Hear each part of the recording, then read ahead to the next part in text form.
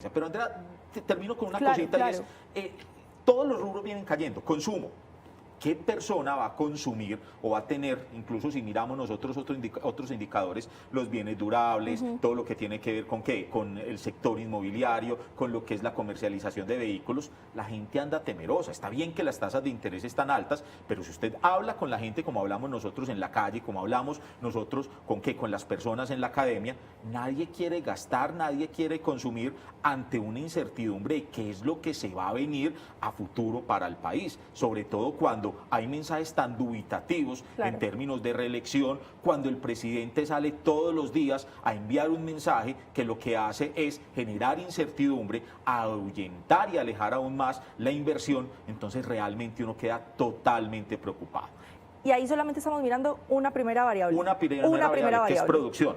Vamos a la segunda, precios. El gobierno ha vendido como un gran éxito que la inflación en este momento, sobre todo con las cifras con las que se cerró o que presentó la semana pasada el DANE, en donde la inflación interanual se ubicó en el 6.38%, que ese es el gran éxito que ha tenido económicamente el gobierno actual. 6.38 porque le entregaron una inflación a doble dígito. Hombre, hay que desestimar ciertas situaciones. Por ejemplo, la inflación que nosotros tenemos o que nos entregaron o con la que recibió este gobierno de 2 dígitos es una inflación que en gran parte obedecía a la situación que se estaba viviendo en materia del contexto global. No hay que olvidar que venimos de una pandemia. El coletazo que teníamos de la pandemia. Venimos de una pandemia en donde esa pandemia generó unas distorsiones en la cadena logística a nivel internacional, un encarecimiento de un montón de materias primas sumado al inicio de la guerra entre Rusia y Ucrania por allá en el mes de febrero del año 2022, en donde el gasto o el costo de la energía en Europa incrementó una gran cantidad de costos de producción que nos salen afectando incluso a nosotros. Muchas de las materias primas, sobre todo la urea, que nosotros la importamos precisamente de esta zona geográfica en el mundo, llegó a triplicar el precio. Entonces, realmente la inflación que se recibe tiene unas características en donde habían unas dimensiones o unos determinantes a nivel internacional. 6.38, pero el país que nos sigue a nosotros en materia de inflación tiene la mitad de lo que nosotros hemos logrado. Le voy a dar un dato que es muy preocupante para que nuestros televidentes lo sepan, Andrea, y es que la inflación, si medimos la inflación acumulada de los países de América Latina desde el año 2021 a hoy, el año 2024, 3 países se llevan la corona en los 3 países con la mayor inflación acumulada en toda América Latina. Primero, Venezuela, con una inflación acumulada por estos 3 años de casi el 8.000%. Que uno diría, Venezuela causó parte por la situación política que está pasando, ¿cierto? Y por la situación que ya arrastraba. de por sí Venezuela es un caso crítico. Sí. Segundo, Argentina.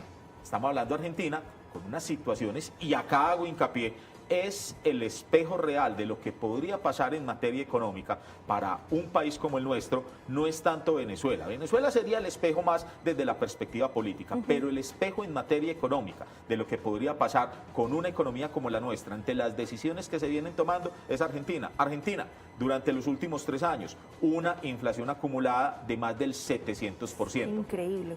Tercer puesto, país Andrea. que iba a ser una potencia en economía. Gobiernos progresistas como los que se arrastró durante la época de Cristina Fernández y que luego gobernó en cuerpo ajeno a través de Cristina Fernández de Kirchner, y luego con Alberto Fernández se repite. Tercer país, Colombia.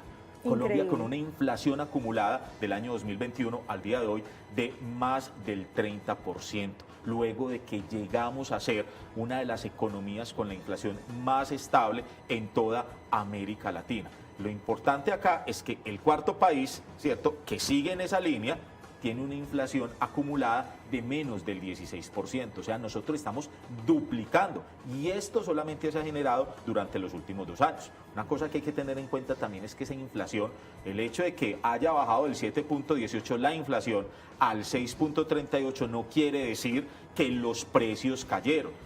Cayó el ritmo de crecimiento, pero eso es una inflación acumulada. O sea, en este año, simplemente para poner un ejemplo, si un producto valía 1.000 pesos en el mes de en el mes de junio, de mayo, en el mes de junio, ese producto aumentó en un 7.18% el precio, pero con respecto al año pasado. Claro. Pero entonces, si hay inflación también en el mes siguiente, ese porcentaje se le suma a lo que venía arrastrando. O sea, los precios siguen creciendo.